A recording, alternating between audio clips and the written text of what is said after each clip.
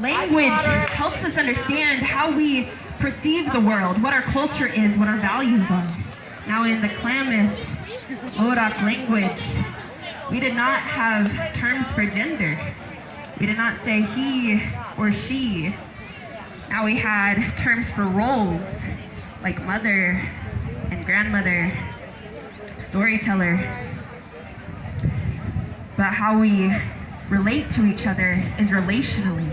So we speak to each other's roles in the community. We speak to each other's spirit, who someone is, what their strengths are. Sorry. I first identify as a spirit being, and in the tribal community, a lot of my perspective, side note, is based on my upbringing from the Klamath people. And it's important to say that because it's important not to generalize in the information from one tribe onto another tribe, because we are very unique nations. Now, I first identify as a Klamath, as a spiritual person, and then a Klamath person. And I also identify as a two-spirit person, and a queer person, and an amazing person, and a storyteller, and many different things. We all carry different identities. We are not just one. Now this next poem I'm going to read to you is about the two-spirit identity. And as I understand, two-spirit is specific to tribal people, and why it's specific to tribal people is because it relates to the role we had in our tribal community. Now, a two-spirit person is someone who took on roles as a healer because they were gifted in that area, as a negotiator or a peacemaker, as a teacher, as a storyteller, as a leader. I'm going to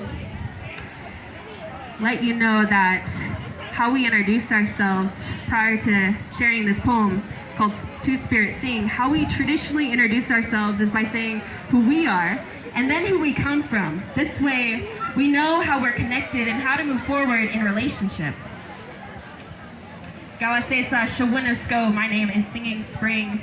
My mother is Camille Delorme, her mother Teresa Wright Delorme, her mother Mary Silvers Wright, and her great-grandfather, who is my great-great-great-great-grandfather, is Chinchelo Mukas, one of the signers of our tribal treaty in 1864.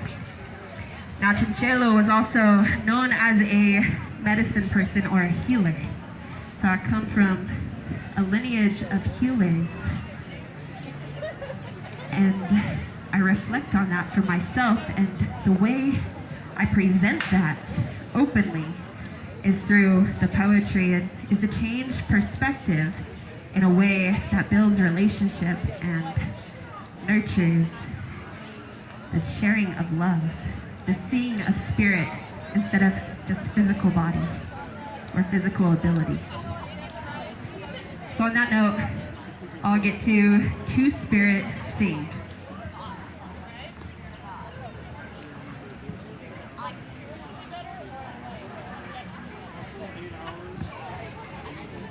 And I'm reading this out of my book called Two-Spirit Journeying, Flowing In and Out of Love.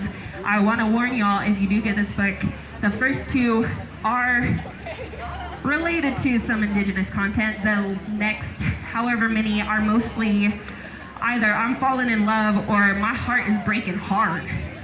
So, if you like that. So, Two-Spirit Sing. Two-Spirit is an honor, is a gift, is sacred.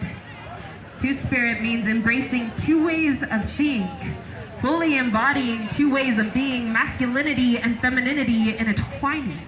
Two-Spirit is sacred.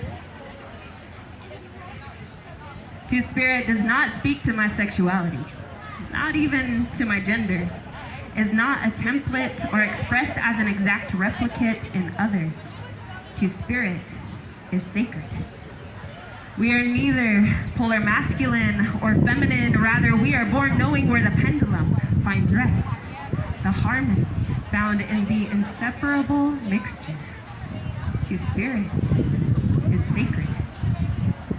We are the lovers and nurturers, the fearless and relentless warriors, the bridge to peace and understanding.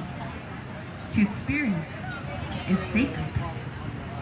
We are traditionally valued in our role, honored as having a needed gift in our uniqueness, respected not for who we are, but for our impact to the whole. To spirit is a gift, is an honor, is sacred, because we are born knowing and with the ability to access two sets of perspectives. And we mindfully operate in this gift to uplift, because we always have, and we always will. To spirit is sacred. We'll sketch it.